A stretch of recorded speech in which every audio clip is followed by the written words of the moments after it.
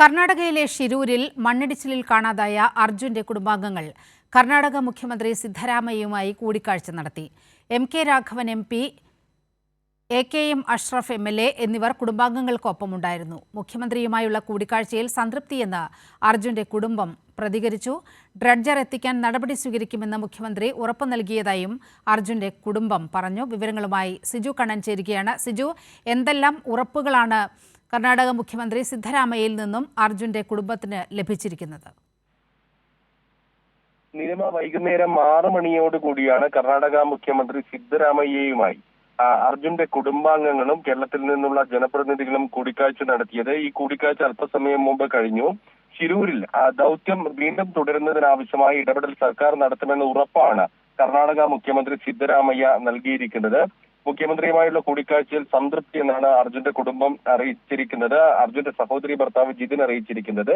Dredger ഉപയോഗിച്ചുകൊണ്ടുള്ള പരിശോധന തുടങ്ങണമെന്ന ആവശ്യമാണ് ജിതിൻ മുന്നോട്ട് വെച്ചത്, കുടുംബത്തിന്റെ ആവശ്യമായി മുന്നോട്ട് വെച്ചത്. ഡ്രഡ്ജർ എത്തിക്കാൻ നടപടി സ്വീകരിക്കുമെന്നാണ് ഇപ്പോൾ ഉറപ്പ് നൽകിയിരിക്കുന്നത്.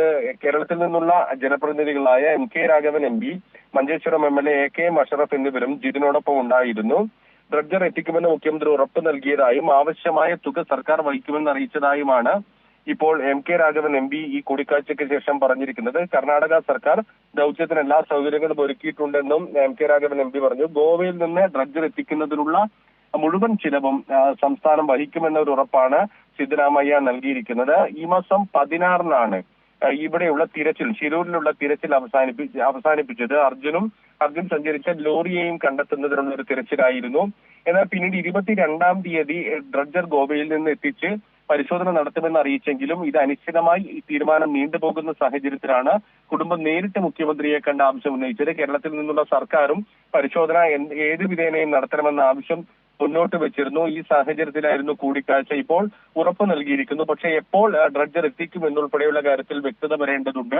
കാർവാർ ജില്ലാ ഭരണകൂടമാണ് ഇക്കാര്യവുമായി ബന്ധപ്പെട്ട് തുടർ നടപടികൾ സ്വീകരിക്കേണ്ടത്. കഴിഞ്ഞ ദിവസം നാവികസേന സ്ഥലത്ത് പരിശോധന നടത്തി. ലോറി ഉണ്ടെന്ന് ഏതാണ്ട് സ്ഥിരീകരിച്ച സ്ഥലത്ത് വീണ്ടും സോണാർ പരിശോധന നടത്തി. ആ ഭാഗത്ത് തന്നെ അതുണ്ട് എന്ന് ഉറപ്പുവരുത്തിയിരുന്നു. നീലിമ.